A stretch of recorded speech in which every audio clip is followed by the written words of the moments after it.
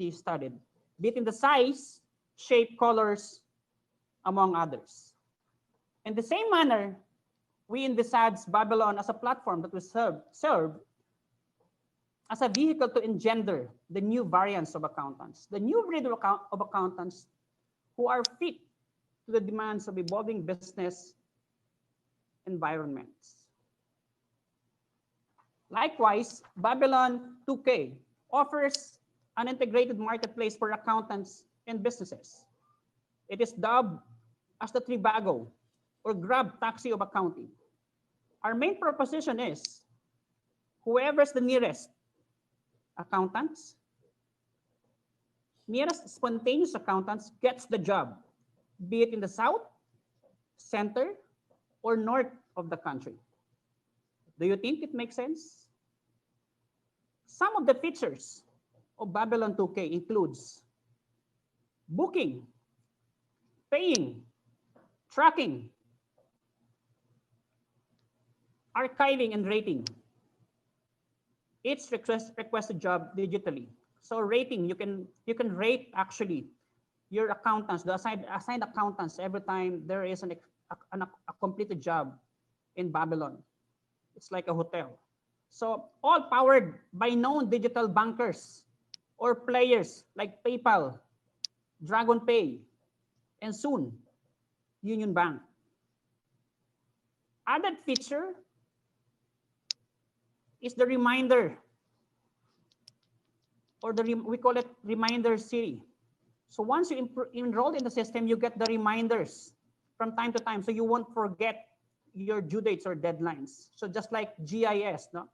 We included in the system general information sheet where you can download general information sheet on an annual basis or periodic basis where it is when it is falls due to the deadline. So you get the notices 30 days prior to its due date. So you avoid penalties. You know, the minimum penalty for GIS is 1,000 in the Philippines. In some case, it's 10,000. Okay, so these are a simple way of reminding our clients, so you avoid penalties. In fact, in our study, BIR alone collected 200 billion worth of penalties in 2018. That's about 10% of their collections. SEC collected another 200 million. Just that the SEC for late compliances or late filing. So, you know, if we improve our reporting, we might be able to save something on your cost of doing business in the Philippines. Now, with respect, another feature is the availability of check payments and possibly cryptocurrency with the help, thanks to Union Bank. Okay, I think you barely heard of any e-commerce now in the country that accept checks, right? Much more with the dollar, the USD, the payments. Hey, Greg, just wanted to circle back on that Q3 forecast and try and land the plane from a KPI standpoint. Look, Patrick, you want a win-win, but I'm burning the candle at both ends here. Tell you what, let me easily put you on a quick hold and touch base with Darren using Zoom phone. That there is no permanent status quo. Hey, Patrick. Hey, I want to pick your brain on the Q3 forecast from a standpoint perspective. Going forward, I think it's clear from a macro standpoint. We got to get granular and just hammer things out, you know? Put some chop in the water, go back and sharpen our pencils. Hope is not a strategy. Copy that. Being on standstill. So from a 30,000-foot standpoint, Darren is thinking we square the circle. Guess we're going to have to loop someone in from sales. Roger. That we are in by way of digitalization. In this way, sales is Carl. Carl, Patrick, Greg, Nancy, and I have the dry powder. Do you have the adequate tailwind to disrupt this space in a way that is actionable? Gonna need to marinate on that. Can we put a pin in it? It is what it is. Let's circle the wagons EOD and see if we can't flip that over and get the North Star back in the sky. We need to do a level set. Is Nancy in the dark? If so, you should ping her. Roger that. Copy that, Roger. Roger that copy of my Roger. Audit. Nancy's office. Zane, we're getting some pushback on the circle back of our initial push. Is Nance available? Let me transfer you on Zoom phone. Habits, our vision of having 1 million new variants. Tell me something good. Nance, it's Patrick. The team wants to loop you in from a pushback standpoint. Going forward, do you have the bandwidth to discuss best practices moving the needle forward as Yes, I do. are these new Yes, I variants of do. accountancy? Yes, I do. Yes, I do. Yes, I do. Well, from an For us to unpacking prove and standpoint, we may deliver, not have enough and boots on the for you, ground, so let's peel our back dear the onion on clients, this. The elephant in the room is this stakeholders, paradigm discuss shift, them which is to just try basically on mission critical, low hanging Babylon fruit with no 2K. value add. So, seal the deal, Nothing, gather the troops, and Madam let's MC, aim for the win-win. Copy. Roger that copy. Copy that, Roger, of Thank my you, copy. Mike, Roger that for copy of that my Roger of your copy. welcome Copy that, Roger, of remarks my and copy of your Roger, of introduction my to copy. Over. Babylon2k.org. You mentioned earlier that we have attendees from all over the world, and this makes it a global launch of your platform, Babylon2k.org. So friends, if you want to save money from your business, please log on to Babylon2k.org. So, ladies and gentlemen, we've heard about the bird's eye view of this platform. And now to discuss further in focus is the technical expert of this platform, Mr. Restituto Felipe R. Gabuya. He'll talk about the current online marketplace and how Babylon really works.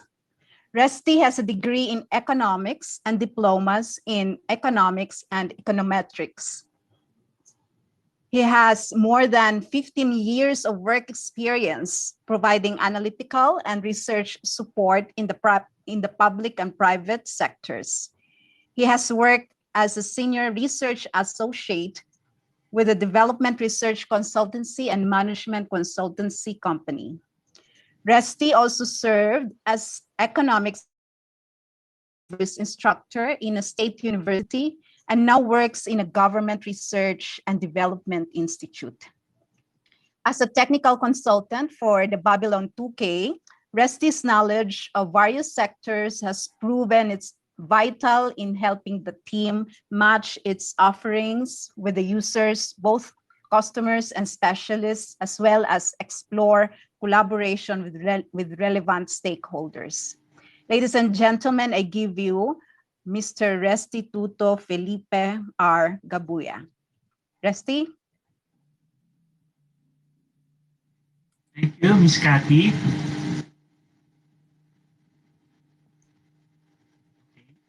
A pleasant afternoon to everyone. So we just heard from Sir Mike as to the reason behind the name of Babylon. Actually, personally, when I first heard about this project, what crossed my mind was the ancient city of Babylon, wherein it's a central place of commerce, and then you have a lot of people who are good with numbers, and then you also have there the Babylon Gateway. So somehow there are also similarities between Babylon and the portal that we are sharing this afternoon. So let me start off with some insights about what are the current scenario that our businesses are facing right now. So when the World Bank released its Doing Business report in 2020, the Philippines ranked 95th among 190 economies. So this was a survey that focused on different aspects of business regulations. So the Philippines ranked lowest in terms of starting a business, enforcing contracts, getting credit, and registering property. Let's note that this was during the time that was before the pandemic. And then COVID-19 happened. And what was the scenario? COVID-19 pushed companies to scale and accept remote work and also to accelerate digitalization and automation. Now, we consider this now as a time wherein a lot of people, we say that a lot of people lost their jobs because companies are trying to find ways to cut costs. And that is because of digitalization. So, the World Economic Forum has a report stating that by 2025, there are jobs that will emerge and others will be displaced. So if we look at the list of those that have a decreasing demand, accounting and accountants is there in the list. Whereas if we look at those that are in growing demand, these are jobs that embrace technology. Okay? So WEF report also has a profile of the trends when it comes to different industries. So for example, if we look at the trend in terms of professional services, the result is the same. It is considered that accounting will become redundant in the future. The same also with financial services, which is supposed to be the expertise of accountants. They are saying that accounting will become redundant. So that was also the same for education, agriculture, and all the other industry profiles included in the report. So even if we take a look, for example, in the country profiles, the results are also the same. They are saying that accounting will become redundant or there will be less demand.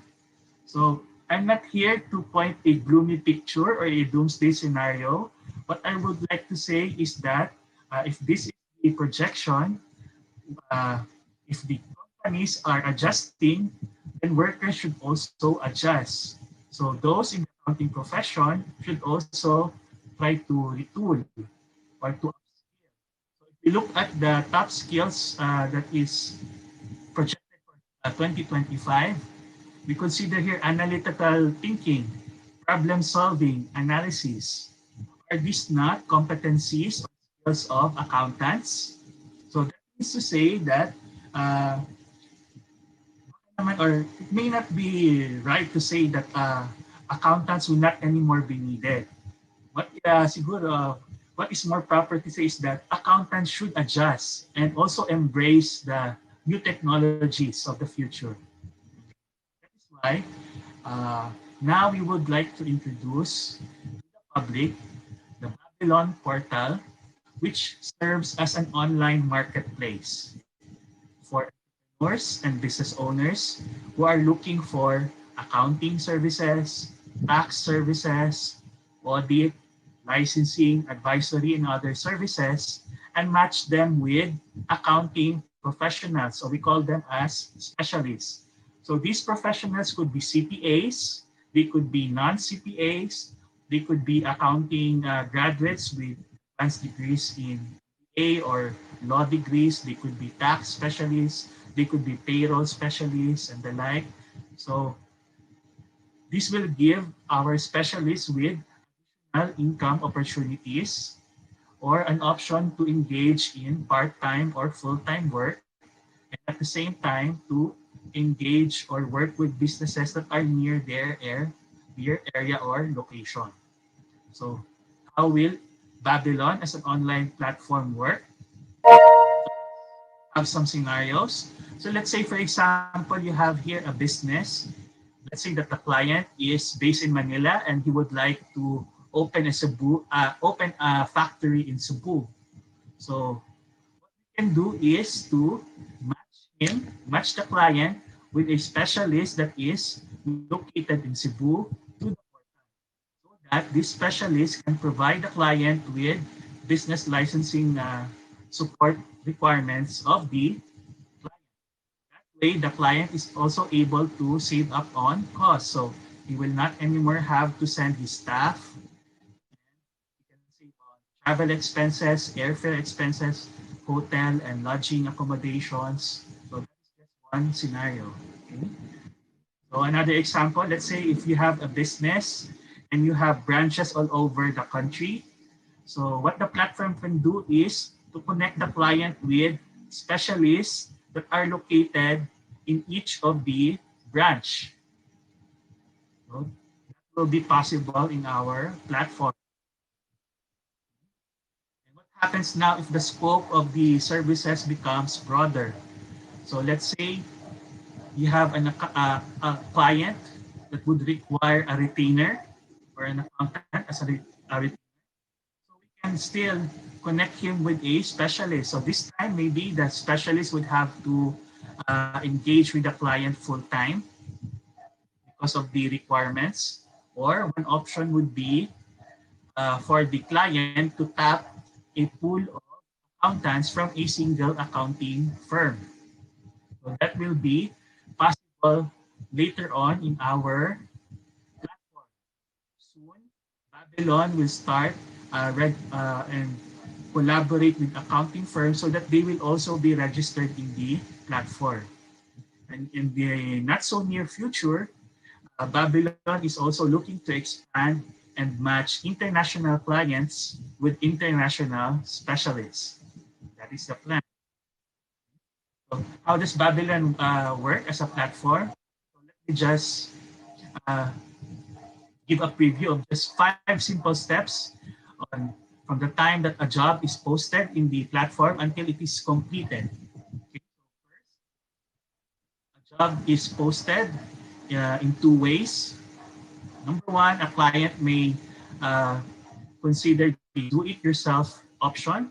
So for this, what he's actually doing is just selecting from the services that are already available in the website.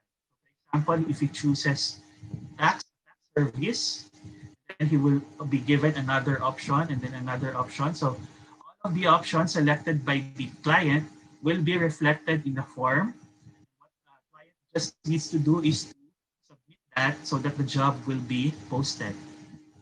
The second option is what we refer to as the request for a quote, wherein the client will just fill out the form and then submit that so that the Babylon team can provide or can prepare a quotation. So once the job is posted, a client will have to choose from the roster of accountants or specialists.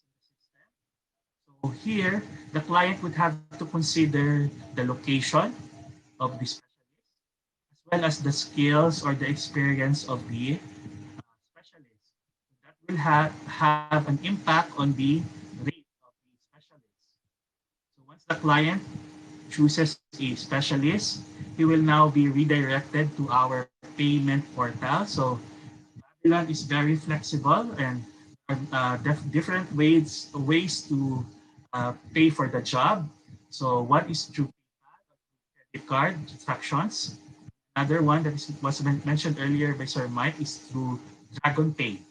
So currently in discussions with digital bank here in the Philippines to also consider the option of check payments.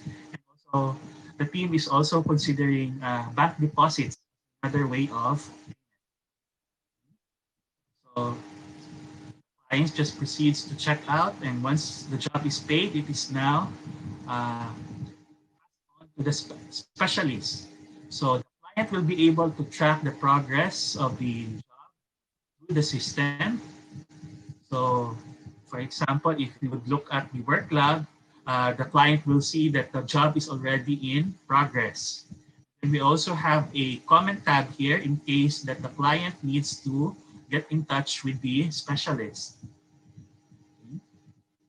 And once the specialist completes or finishes the task, it is now submitted to the quality assurance group for review.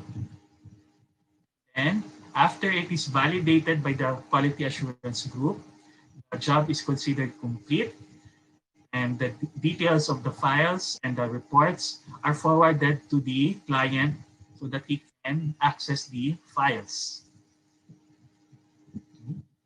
After that, the last step, we will request the client to provide a rating for the specialist and also provide comments. Then, on the perspective of the specialist, he will be able to track also all the jobs that has been assigned to him and which ones have been completed, as well as the jobs that have already been paid out. Okay, so later on, there will be options for the clients to have digital receipts, and we also provide our specialists with the withholding tax form of the BIR that will be made available. Okay, so very easy steps, very user friendly. Yeah. So that's just a very quick preview. We would love to hear the feedback of our audience, our attendees. We enjoy you to be a part of the Babylon ecosystem. So on behalf of the development team, thank you once again and good afternoon. Thank you, Resty, for that walkthrough. Indeed, very, very simple and also I think it's very user-friendly. And before we are overwhelmed by too much information this afternoon, let us free up our tense muscles by the soothing voice of Adrian in his song, The Impossible Dream. He is one of the duo who sang in earlier introduction and is a member of Don Bosco's choir, Good Shepherd's Voices. Friends, let's welcome once again Mr. Adrian Roy Kalangian.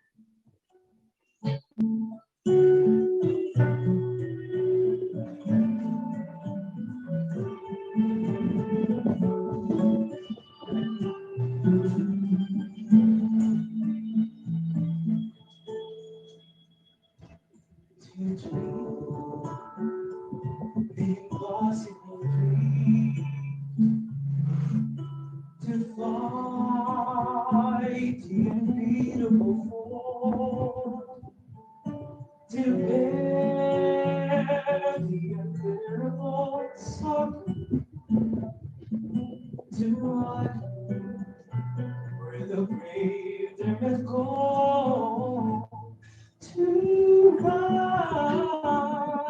the unrightable wrong, and to love you and chase from afar, to try when your arms are too weak to reach the unreachable star.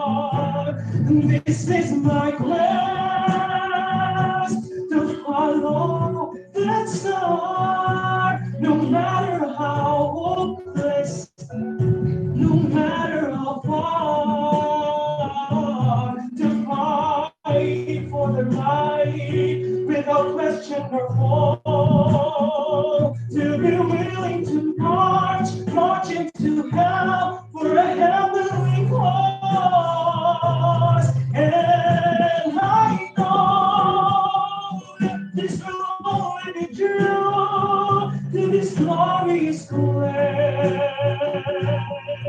Then my heart will lie peaceful and calm when I'm laid to my rest. On, there will be options for the clients to have digital receipts, and we will provide our specialists with withholding tax form of the will be made digitally paid. It is now the specialists. So the client will see that the actually pays as much as the pass, and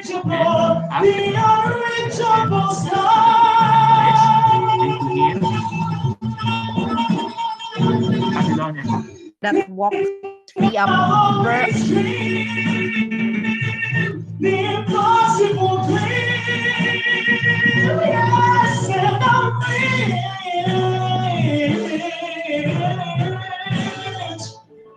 the unreachable star,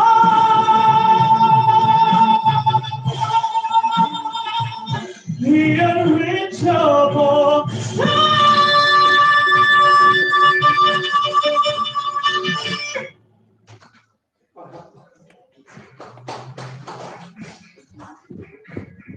Thank you, Adrian. I stand corrected. It was not soothing at all. It was rather powerful voice.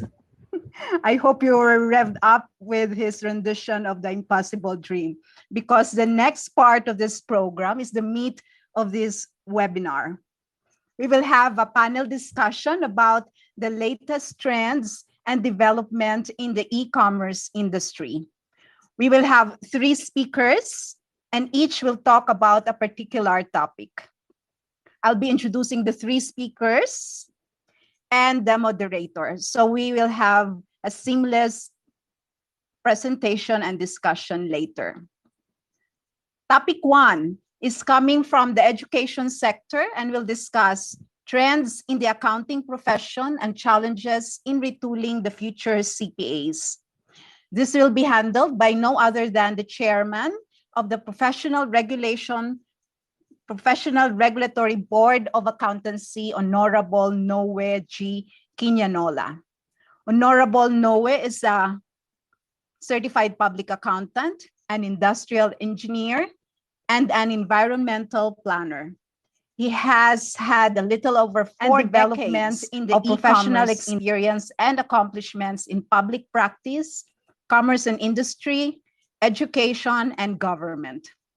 His academic stint started at the University of San Jose Recoletos, teaching part-time and later on designated as director of the CPA Review Center. He also was the comptroller and graduate school professor in the same school. He also became the president of Southwestern University in Cebu City.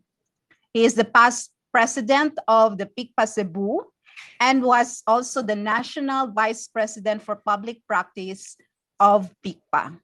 He was named outstanding PICPA member in 2018 and conferred as Global Accounting Hall of Fame by the Certified Management Accountants of Australia.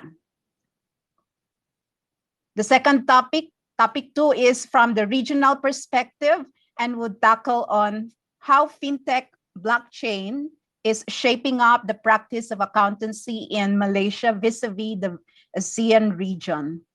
This is to be discussed by Mr. Stephen Chong. He is the founding chairman of the Digital Technology Implementation Committee at the Malaysian Institute of Accountants.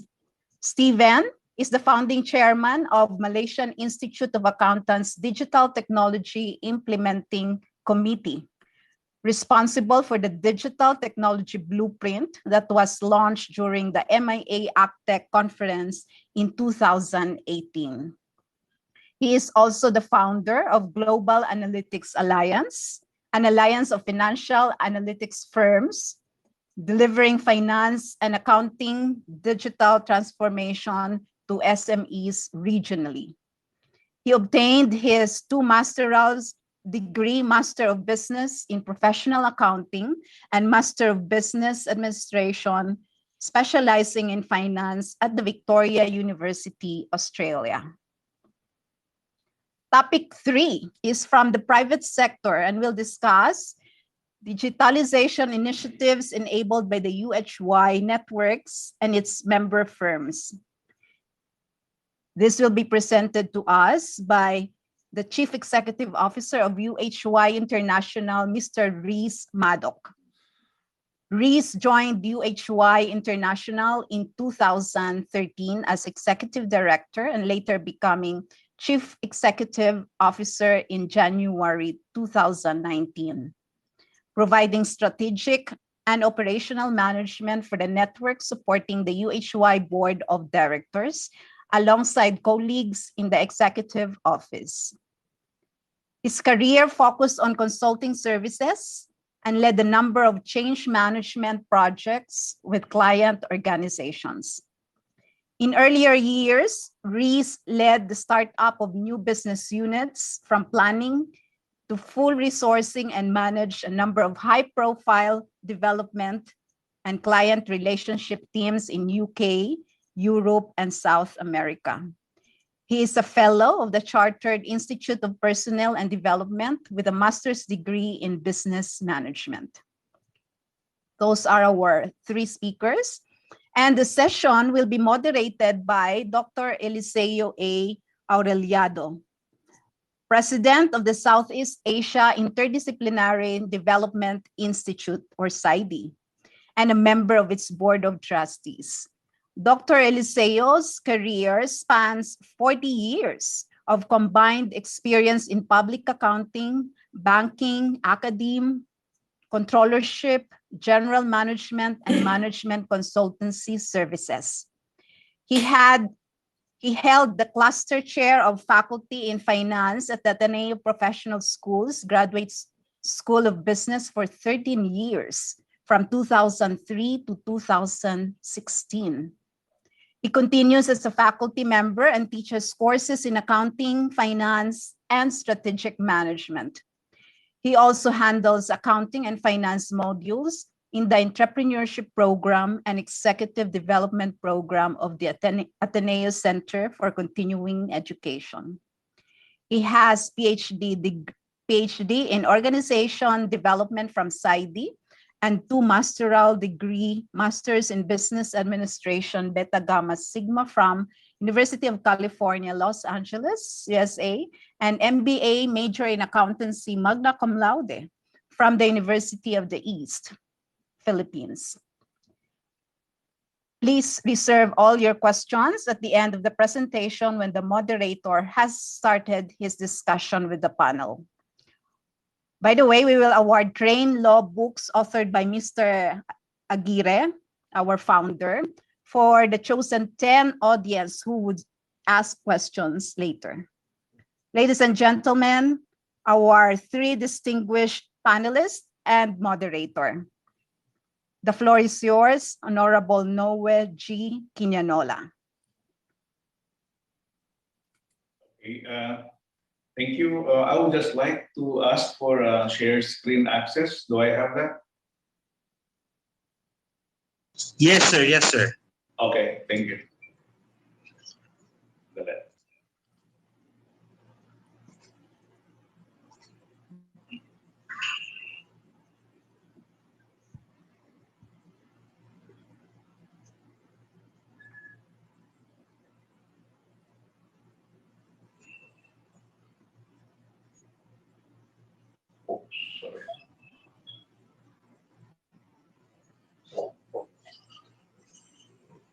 Just a while.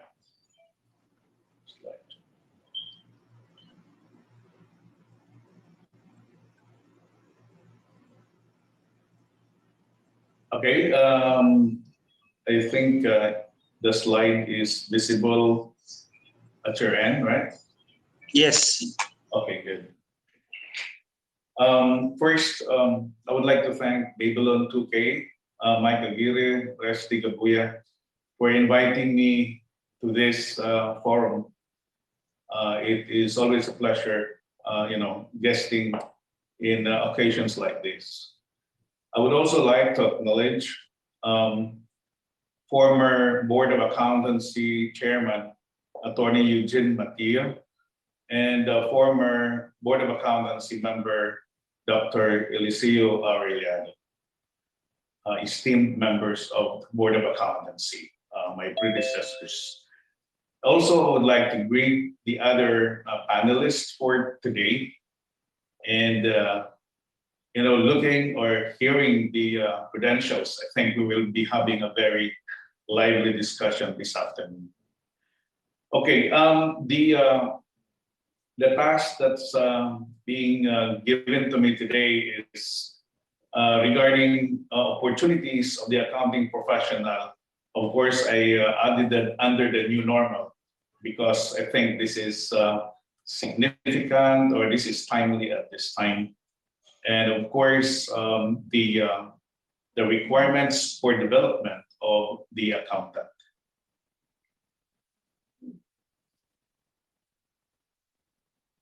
Opportunities, or the Babylon team, Babylon 2K team, actually they had a visit to me, a virtual visit to me the other day.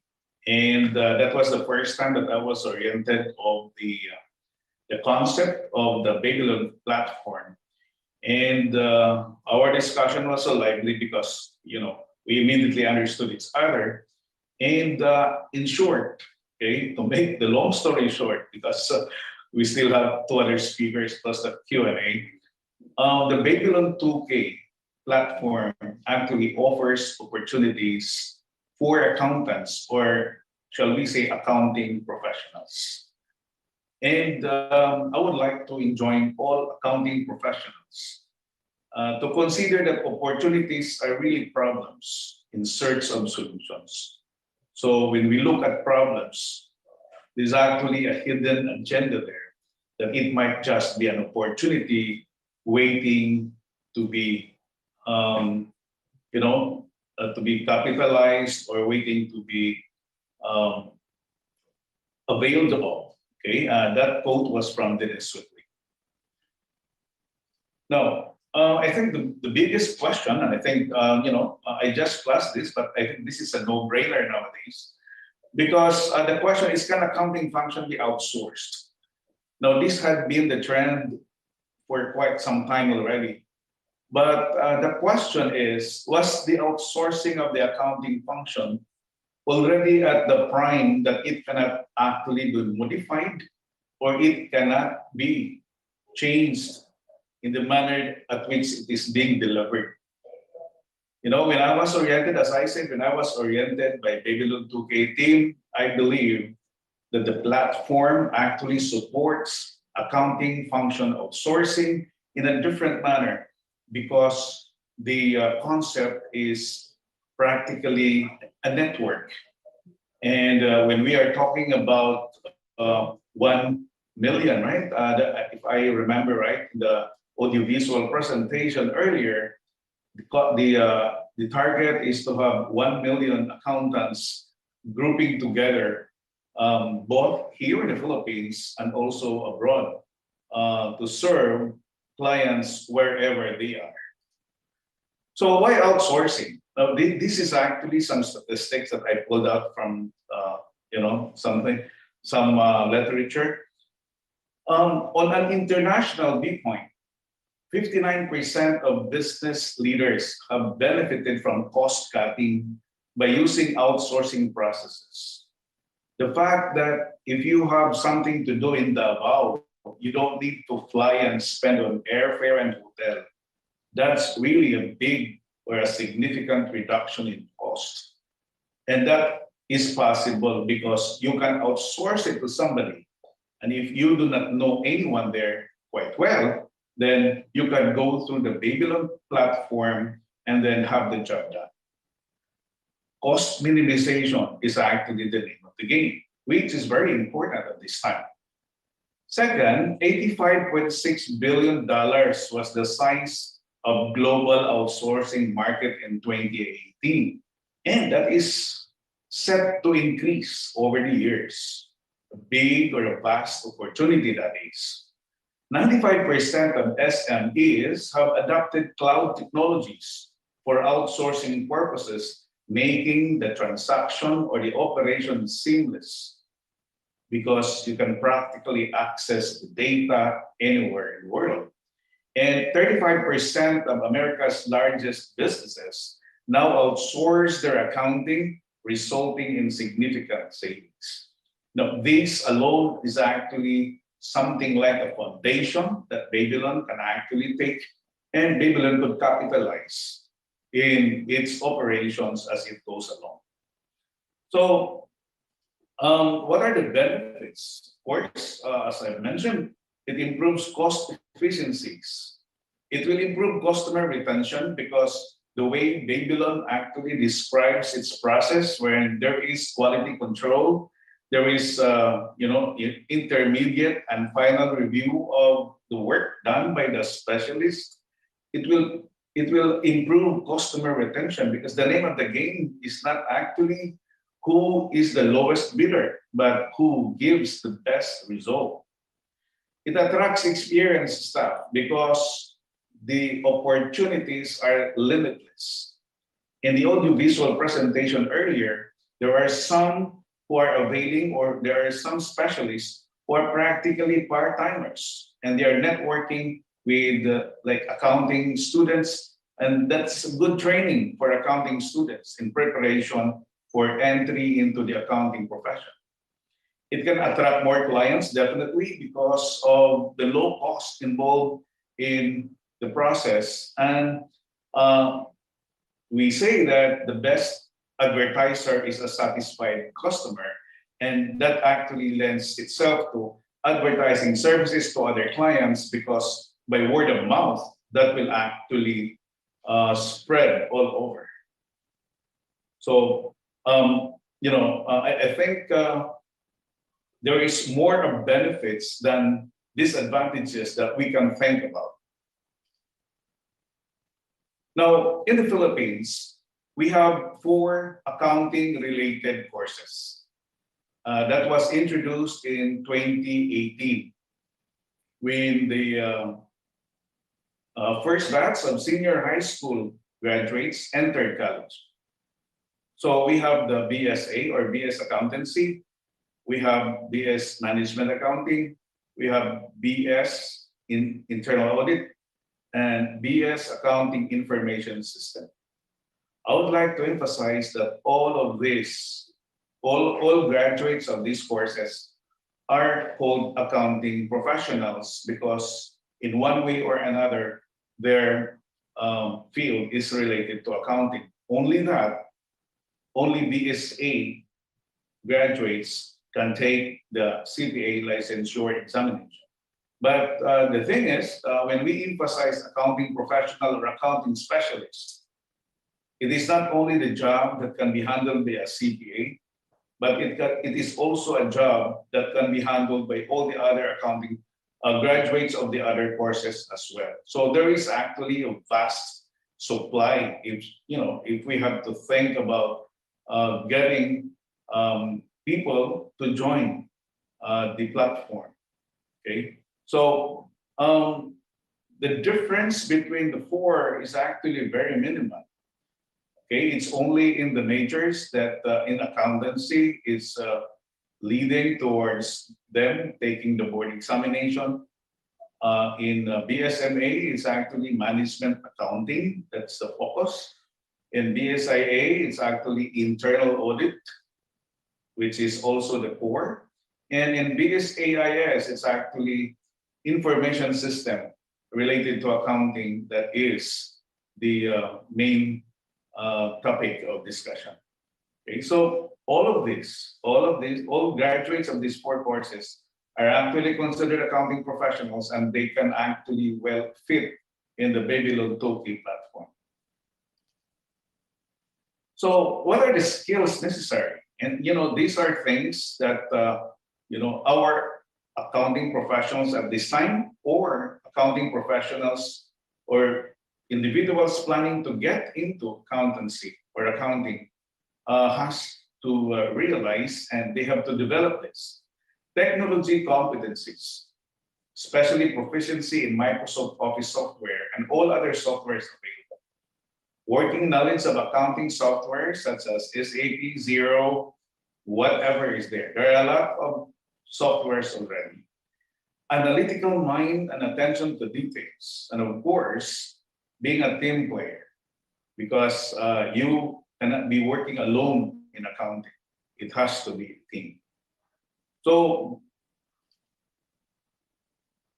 is it possible that there will be work from home arrangements in this case? Of course there is. In fact, at the onset of the pandemic, work from home became so popular. Only that it has to be taken, taken care of properly. Because a recent study reveals that working from home not only benefits employees by eliminating their daily commutes, it also increases productivity and leads to healthier lifestyles. But another study also revealed that employees welcome work from home to start with, but later on we're looking for actual work environment. Maybe, as far as this is concerned, a hybrid style of work from home might actually be fitting, to be adopted along with the Babylon 2K platform. So what are the implications to learning? Okay. Of course, the main objective is catering to outsourcing of accounting services. But things are not constant. There will be evolving regulations, okay? Regulations on a country-to-country basis, or in fact, even in localities, because there are also business aspects that are being controlled by the local government units. I'm talking of the Philippines. And of course, if you are catering to international market, then country to country, there are differences. So evolving regulations, changes in policies of the government can also be a factor in delivering good service to the client. And therefore, the specialists must be well informed. They must actually be on their, they must have a development program that will let them know what are the new regulations that are being implemented by the government. And of course, education in digital technology is very important. If we talk about Babylon 2K platform, digitalization is a factor or is an element, and we know that digitalization does not stay in place. Digitalization is improving at a pace that we cannot even imagine. So the specialist has to cope up with the developments in digitalization. I think those are actually very important as Babylon platform goes along. Okay, so I think the one reason why Babylon platform actually will be, to my mind, would be successful, okay, or would actually do well in the market is because as far as accounting professionals is concerned, accounting is truly essential. Whether pandemic or no pandemic, accounting is necessary. And then there's also the trend, to move to advisory because people have, there are some businesses that are not doing well during the pandemic, and accounting professionals can actually be good advisors or financial advisors to their clients. And this can actually be done through the Babylon 2K platform. Of course, remote work works. Work from home, work from anywhere. And that would actually, as I said, minimize cost, which is actually very essential in today's operations of a business.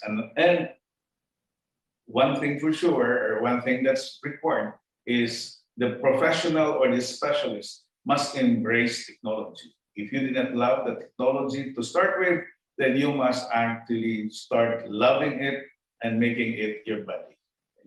So I think that's all that I could actually share with you regarding what are the requirements as far as, in a nutshell, education or development requirements is concerned. I would like to leave you with some notes or some quotes from Richard Branson. He said, business opportunities are like buses. There's always another one coming. Okay? And I think that supports the mantra that change is always there, or only change doesn't change. And he further said, if your dreams don't scare you, they are too small. Thank you very much, ladies and gentlemen. Thank you so much, Honorable Quintanilla. I think what we may have to do is we will just ask all the resource speakers to make their presentations, and then we'll have the Q&A afterwards. So yes. The next speaker on our agenda is Mr. Stephen Chong, founder of the Digital Technology Implementation Committee from the Malaysian Institute of Accountants. Mr. Chong, the floor is yours. Thank you, Alicia. Can you guys hear me? Yeah, loud and clear. Fantastic. Special hello to Mike and Team Babylon 2K.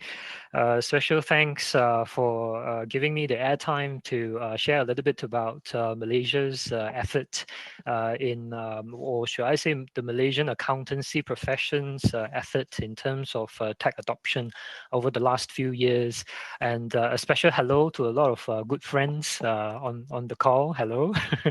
And I won't cover so much about myself, if I may. I'll just go straight into talking or sharing about some of the very current things that are happening here in Malaysia in relation to the region, and some of the stuff that I had the very interesting pleasure to be involved in. So over here, digital economy is definitely a very, very key, big buzzword over here, in that what I just shared on screen, the Malaysia Digital Economy Blueprint, is a 100 over-page document that the Prime Minister over here had just launched about 2 weeks ago. So this is something very dear to heart to someone like me, because I also led the development of a digital economy blueprint for the accountancy profession over here. And we started 4 years ago back at the Malaysian Institute of Accountants. Just to give a bit of background, the Malaysian Institute of Accountants is the ultimate regulatory body for all accountants in the country. And the council, which is made up of 30 people that I was a member of as well those days, basically decided that as an industry, we have to get on board the digital economy. We need our 36,000 members in the country to be part of that revolution, that evolution as well. So the last few years has been a very interesting journey in terms of developing all kinds of initiatives to encourage tech adoption amongst accountants over here in this country. But also happy to report that when the national blueprint was being developed, my secretariat over at the Institute was also invited into the professional stream of the team of people developing the elements relating to the professionals as well for the Malaysian digital economy blueprint. So in terms of the tech landscape over here, I would like to report that there's a lot of quite a lot of work done in terms of infrastructure and ecosystem. I mean, aside from government agencies by default that push and encourage digital economy, we have a series of infrastructures here that includes grants, loans, tax incentives, especially during the pandemic. Truckloads of funds from the government was actually dished out in the forms of digital transformation grants and funds, not only to entrepreneurs, but also to SMEs, to enterprises, corporations, factories manufacturing in IR 4.0 or industrial relations, industry revolution 4.0. A lot of money and effort were being put into that space.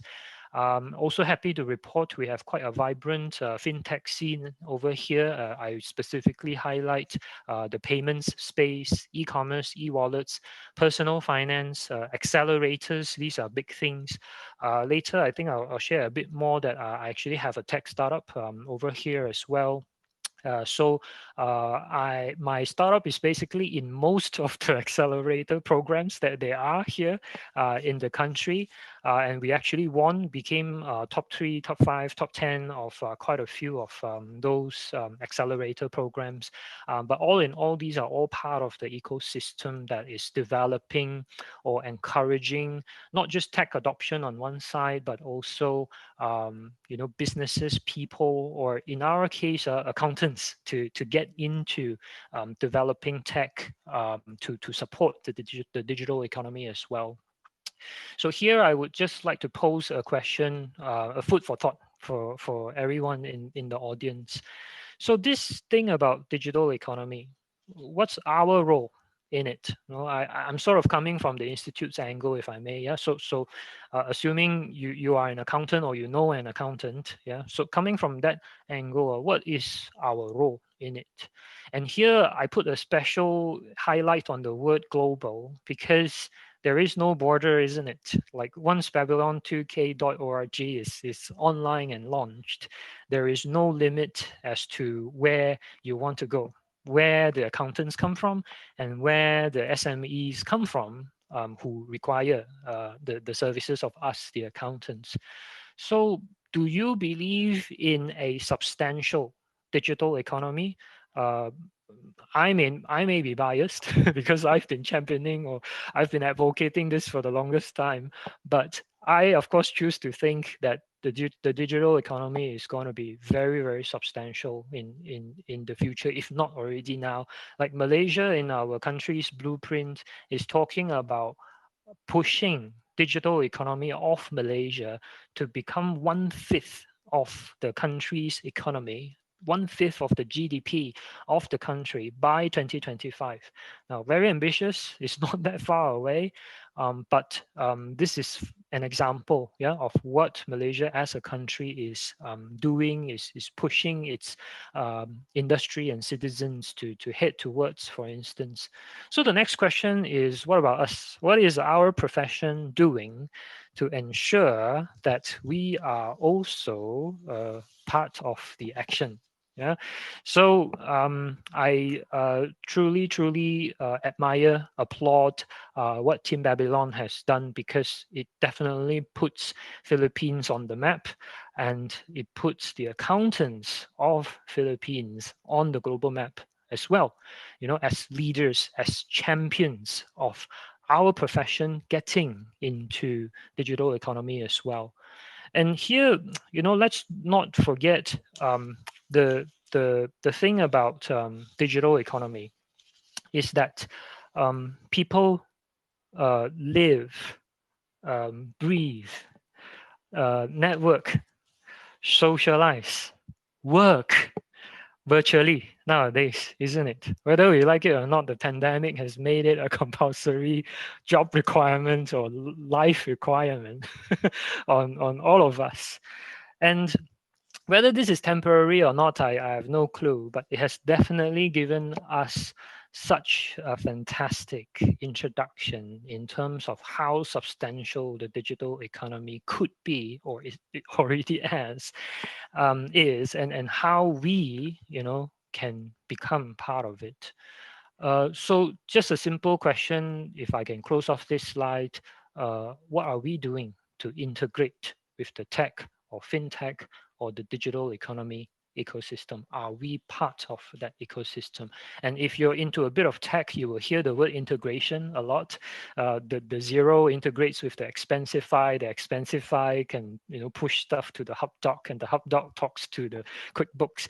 I mean, these sort of working together and having common API language, if I may, to talk to each other, all these help create that, you know, enormous ecosystem where we can work together. Now, I'll pivot a little bit and just mention a little bit about blockchain, simply because it is so dear to heart to us as accountants, because the fundamental of blockchain as a technology is about accountability. You know, for a moment, if I may, let's put aside the Bitcoins and the cryptocurrencies. Yeah, that has been sensationalized to left, right, center. But let's talk about the technology itself. The technology itself is called distributed ledger technology. The reality, or the thing that the word ledger actually appears smack in the middle of the name of the tech says a lot, ladies and gentlemen, and we from the accounting industry should know better that when someone puts a technology in front of us and calls it ledger, we better pay attention. And you know, here in Malaysia, just to report, a lot of people are very, very keen about triple entry accounting. And double entry, we all know, yeah, but triple entry is that third entry into the blockchain that makes the record immutable. So it cannot be tampered with, and the accountability of that transaction is chained up in the blockchain from end to end, start to end. Yeah, so that accountability and that trust that the technology can potentially provide is such a major area that not only we should pay attention to. I really hope we can find champions like Mike, who one day would, you know, spend time, money, effort, and network to, you know, develop the blockchain area as well. At the moment, sad to report, it's quite a costly venture. So you probably need a spec, a SPAC, a spec from NASDAQ nowadays to finance a blockchain venture. It's that expensive. But over here, we do have quite a bit of government initiatives, as in the Malaysian government, going into the blockchain area. And personally, I have also seen, especially in the finance realm, eKYC in the banking realm, trade financing also in the banking realm, that has deeply adopted blockchain technology in their day-to-day business. So a little bit about ASEAN. So I heard Grab being discussed just now. So indeed, terms like Grab, Gojek, that are such an integral part of the gig economy, is something that has been is something very familiar to us here in ASEAN, I like to believe. So the question that I would like to ask again is, this new normal have trained and taught us a lot, have shown us a lot of possibilities. Yeah. So again, the question is, if I may, we are the profession. So what are we doing to be part of the digital economy revolution? Yeah. And just a reminder that we have always been in evolution. We can always amplify so much the question or the argument that, oh, AI is going to take over a bookkeeper's job, blockchain will make audit obsolete. You can be a fearmonger of all those, but I just want to remind that our industry, we have always been in evolution. For those who remember what's a comptometer and how audits cannot even work if you don't have that expert with the comptometer and bring them out for the audits. That's totally obsolete. Young auditors don't even know what those are. Then a little bit more current, okay, maybe 30 years ago, casting, 7-column work papers, cast using your left hand with your calculator and do the tick marks with your right hand. Again, those are, forgotten days already, because we have all evolved towards using Excel, and Excel now is moving towards data analytics. There are so much magic and so much capabilities that we can do with such technology.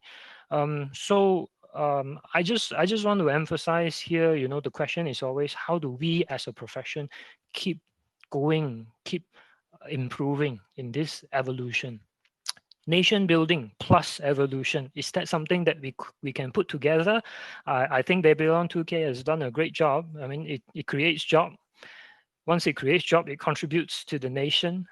And I dare, if I may propose, bring bigger, better value to a larger market as well. Larger market, I'm referring to the global market here, ladies and gentlemen, because with your platform, you can serve clients globally, and clients globally can come to your platform and get professional help. And the reality in this world is that is professional advice or professional help easy to get? I can tell you here, there's a major shortage. There's a lot of unqualified, so-called inverted comma accountants out there who try to provide a service, and because qualified accountants are so little and so short to come by, the demand is very much there. So I think there's a lot of opportunity out there. And if I could just wrap up by concluding, this concept of integration, partnering, collaboration, learning together, create synergies, if I may, let's work together, everyone. Yeah, I mean, we are such a international community here in this call right here. Great opportunities and potential to work together. Thank you very much. I'll pass back to you, Alicia. Thank you so much, Steve, for your insights on the evolution of the profession, as well as the opportunities that are presented by the digital economy. Okay, we will move on to our next speaker. We have Mr. Rhys Murdoch. He is the Chief Executive Officer of UHY International, and welcome Mr. Rees to this forum this afternoon. You can have the floor. All right. Well, thank you very much, everyone. Mike, it's a great event. This is really very interesting indeed, and some, I think, so far some very good speakers. Stephen, I really enjoyed your points, and I like very much just coming back to what Dr. Noah said at the beginning of his talk. You know, this is about embracing technology and learning as we go along from technology. Technology is always changing. Digitalization is always changing. And as Stephen said, you know, this is about revolution and evolution. It's continuing. It's a juggernaut that can't be stopped. We don't want to stop it. This is something that we have to get on board with. And I think as we see the impact of technology in all different walks of life, and I'm not just talking about accounting services here, but I'll come on to that shortly. You know, it impacts on our everyday life, whether we appreciate it or not. It's the hidden person in the background. It's the hidden activity in the background. AI in the background, doing things that we didn't even think about, but it's there and it's being managed for us. And I think that gives us the added value that we don't always, again, appreciate is there. If you go back to what Steve was just talking about in the old days of how we used to do audits and how we used to take forward accounting activities. And now, of course, with the impact of all of the online activities, even including Excel, you know, something as what we would consider as fairly basic now is numerically very, very complicated and really adds value to the way in which we operate. These things we know, okay? This is not new, but it's a very interesting point that it sits behind everything we do and can enhance everything we do rather than necessarily gets in the way. And I think that's the beauty of digitalization. Let me just pause for one moment and just say that as working at UHY International, as I have done for a few years now, it's given me enormous insight into the way in which many of our different regions, firms, offices, people understand and take on board digitalization. It varies across the world, and it varies in terms of its usefulness, in terms of the way it's been promoted and the way in which it's integrated into our daily lives. And I think that's absolutely key, is how we integrate. If we don't integrate something, it becomes something that gets in the way. If it's integrated, it's supporting what we do. And I think that's hugely important. Of UHY International, for those of you who may not have come across us, we are a mid-tier global accounting, audit, tax, consulting services organization. We've got offices, over 350 offices globally in 101 countries, and we've been going since 1986. So we're fairly well established, coming up not far off our anniversary years, I think. So we're definitely a fairly strong mid-tier organization, and being mid-tier, I've found, enables us to be agile. You know, we're not so large that it takes a long time to implement new initiatives or to discuss new initiatives. We're agile. We can ensure that when we introduce and discuss, and that's the important thing, is bringing these things to our offices, this new way of working to our offices. And heaven knows, look at how we've changed over the last 12 months. When I'm still working at home in the UK. I'm based in London, and London currently is in lockdown still. And I know that's a various different picture across the world. Some are still in lockdown, others are successfully out of the pandemic and are now leading fairly normal lives, whatever the new normal looks like. But it is a huge change, and we've had to rely on digitalization. We've had to rely on doing things that we just weren't necessarily comfortable with perhaps 2 years ago. Imagine if we'd had the pandemic 10 years ago, and how we would have been able to cope with not having Zoom, not having the ease of communication that this provides, and not being able to implement such digital initiatives easily. I think the modern day moves, and as I said a moment ago, this juggernaut that we want to embrace, we get on board, we jump on it as it's running, I think is a really important aspect to embracing digitalization and taking these initiatives on board. So let me just tell you a little bit about UHY. We've been supporting and addressing new digitalization and initiatives. So I'm just going to talk about three things, really. What it means for UHY International. And that's particularly important because it can mean different things for different people. And as we talk about our member firms globally, and we talk about our offices globally, there's a different understanding about what digitalization means. It's not uniform, and nor should it be uniform. It should be something that is different and reflective of different cultures and different requirements locally. I'm going to talk about some of the activities that we have in UHY, how we support our members, because it's intrinsically very important to be digital savvy for an international network, and what it means in terms of the impact on our business and business improvement. So, for us, quite simply, digitalization is making things more efficient, making communication more efficient between offices. If it's going to get in the way, it's not going to work.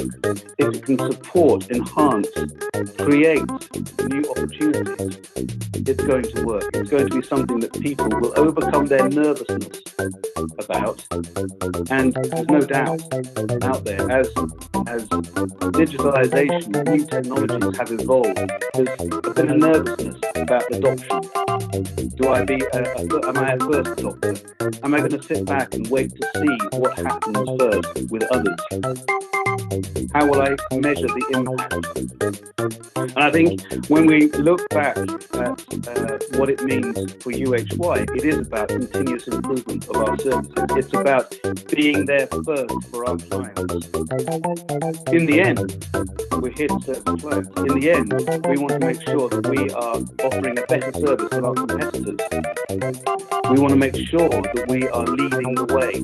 Digitalization for us can help to do that. It's getting information on the go, access to information immediately. We need that. Clients need that more and more. It's no longer waiting a week to get the information. It's readily available. Cloud computing, it's readily available, the information.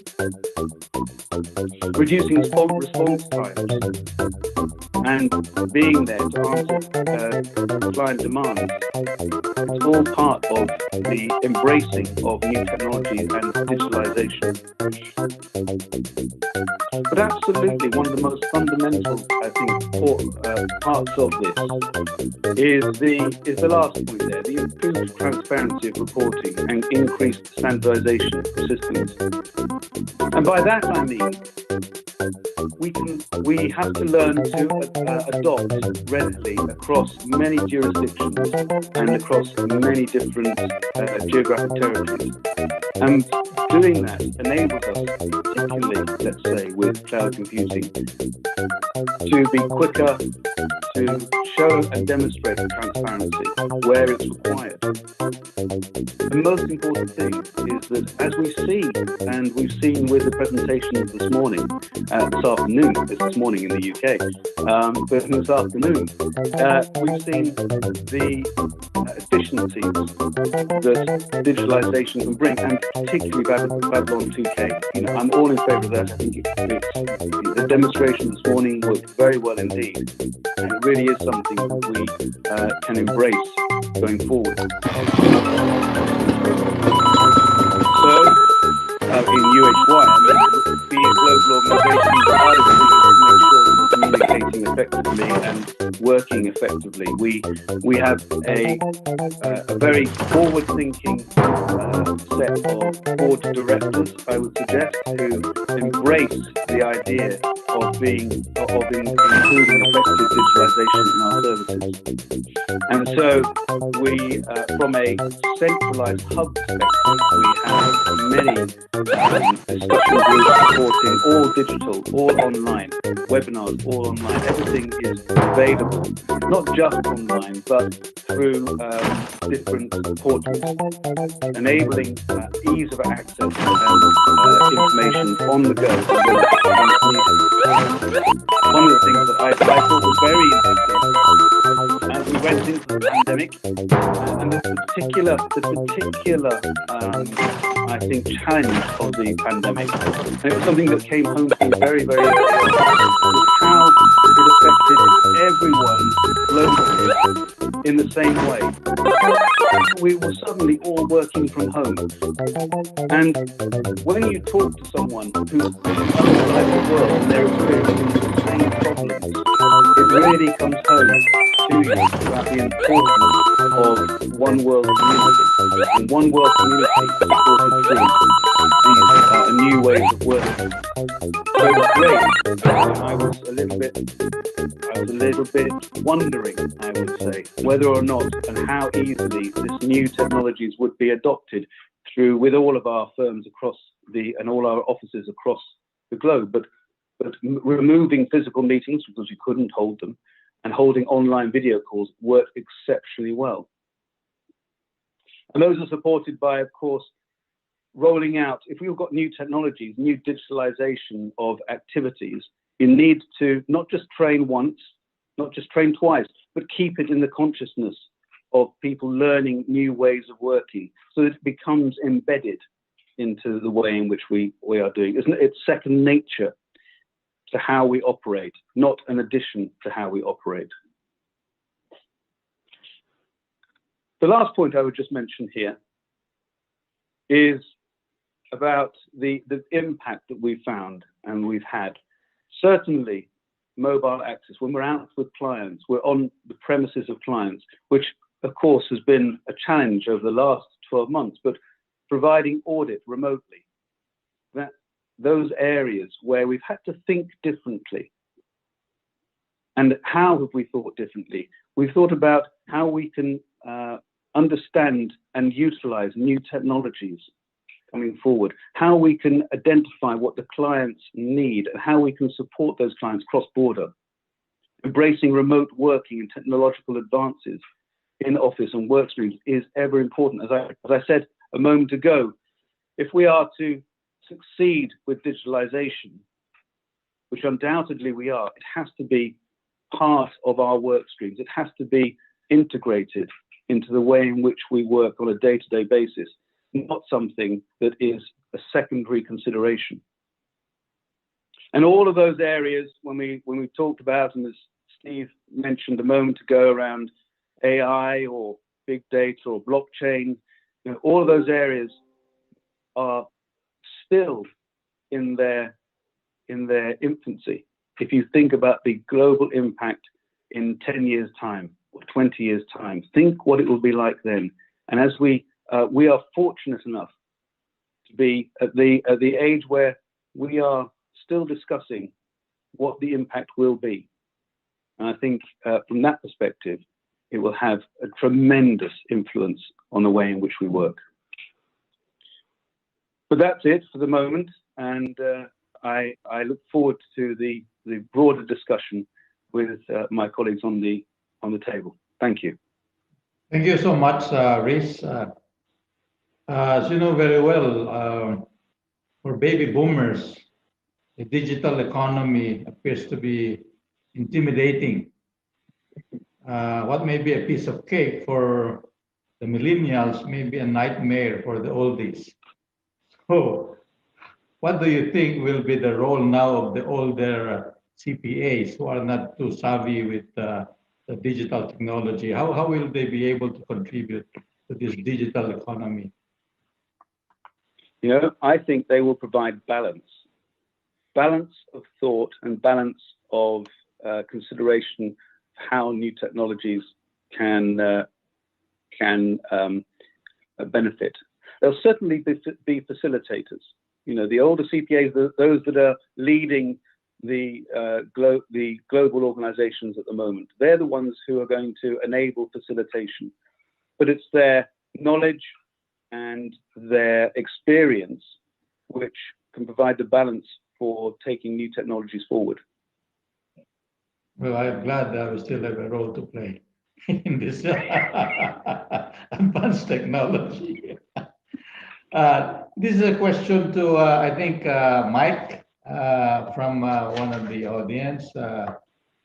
Who owns Babylon 2 and what is the role of UHY or UHY network in Babylon 2? Maybe Reese, you probably can also comment on this later on after Mike has answered it. Mike? Yeah, thank you, sir. Hello, do you hear me? Yeah. Yeah. So as I answered there on the chat box. So UHY is a trusted partner of Babylon. Okay, so Babylon collects the fees. So they have the gateway, the booking and payment gateway. So they collect payments, and then at the end of the day, Babylon remits the fees back to whoever rendered the service, like UHY, and Babylon gets certain percentage. So that's how that's how it's being rolled out and being structured at the moment, Sir Boy. Okay. I think. Yeah. Sorry, I was just going to say, from the UHY perspective, you know, we have, of course, we have that global presence, and my view on new technologies is we should always review and assess and support where we can the rollout of new technologies. And if there's a role for the global network to play in that, then so be it. It's something we can always look at. Thank you, Reese. Okay, thank you, Reese. There's a question here for Stephen. Who will manage, control, and protect the blockchain system from the internal and external intruders and fraudsters? Who will ensure the integrity of the system, and how long will it be considered safe for all? Thanks, Ali.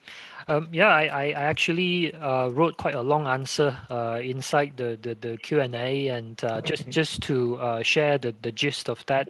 Basically, the fundamental design of the blockchain is tamper-proof.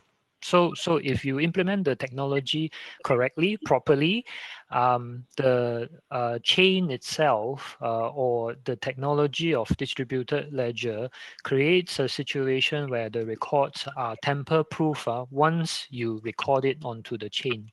So the basic design itself does deter intruders and fraudsters.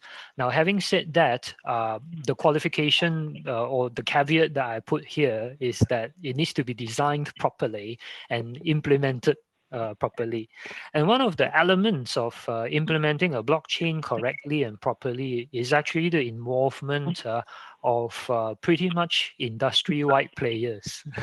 So for instance, if we try and blockchain an accounting software, the theory here is that all the suppliers, all the users, all the invoices, all the receipts, all the e-commerce transactions, all the journal entries, that all the POS systems and the accounting softwares and everyone in the economy who's using that system to push entries into that blockchain needs to be a player, needs to be a contributor to that blockchain. So when you have millions and gazillions and trillions of transactions happening that is chained up together across all the players, that's where the immutable feature comes in. Because theoretically, if you want to try and tamper one record, you got to go and find everyone in the chain and go and change the record in everyone's record, which theoretically is impossible unless someone comes up with another quantum computer that can do something that's 50 years ahead from now. So I guess what I'm trying to highlight here is that at the moment, blockchain is challenging because it requires a lot of players. So it's not something that you and I, just one firm or one company or even one software house can champion. It requires all the accounting softwares in a particular country, or all the accountants in a particular country, or all the players in a particular value chain to actually be involved in order for a meaningful blockchain to be created. So I guess that's the catch at the moment. Yeah. Steven, what happens if the entire system crashes? Well, because it's a blockchain, so theoretically you can't crash it because everyone is involved. So everyone has a copy of the record. So imagine if you have 1 million players in the blockchain. Try it. You got to crash everyone. Otherwise, if you crash only 1 or 2, it doesn't matter because you got another 999,000 of the record still there. So that's why this technology is so pervasive. Here's a question for Honorable Quinanola. How does the Board of Accountancy adapt to the new normal, of which the shift to digital processes is imminent in the current industry or economic situation? I guess corollary to this question, Honorable Quinanola, is the licensure examinations of the Board of Accountancy. Because of the pandemic, I don't know if the normally twice a year examinations have been postponed. No? So if this pandemic continues, how do we remedy the situation in terms of being able to provide technological mechanisms to ensure that these licensure examinations continue? So there are 2 questions. Okay, let me just tackle the question on the licensure examination. Yes, that's true. Last year we did not have any. We're supposed to have 2 examinations per year, but last year both examinations were canceled because of the pandemic. Now this year again, we are scheduling 2 examinations, one in May and one in October. Although at the moment we are preparing for the May 2021 examination. Of course, with a lot of precautionary measures in terms of how we can actually, prohibit the spread of the virus. With the medical protocols have to be observed, and the PRC, or the Professional Regulation Commission, is actually exploring into computerized examination that will probably lessen the impact of virus transmission. On what mode that is, we still are in the drawing stage of whether it's going to be online or whether it's going to be computerized, but the examinees are going to the testing center. So really, the pandemic is really preventing us from conducting the examination, because we just also don't want to risk the stakeholders of the exam. But if it is manageable enough, well, some professions have conducted their exams. In fact, I think the physician examination will be this week. Last month, we have the medtech, although I heard that dentistry had been canceled. But anyway, we're keeping an eye on what other modes of examination could we implement in order that in the long term, even if there's no more pandemic, we will be stable as far as giving examination is concerned. And I believe, digitalization again, the name of the game today is digitalization. So getting it computerized will probably be the way to go. Okay. On how education, okay, how our educational system is coping up with the changes. If you will note, we have a new curriculum in the senior high school. The first batch of senior high school entered college. So there was a change in the curriculum. Now the curriculum can actually be modified, from time to time, depending on what are the significant developments affecting the particular course, right? So we can, BOA, the Board of Accountancy, is a member of the CHED Technical Panel on Accountancy Education. And, we can recommend changes. And if these changes are really important, we also include that, or we modify the syllabi of the CPA board examination in order that these changes, the new topics perhaps, or these new developments can be included in the exam so that, it is imperative that this will be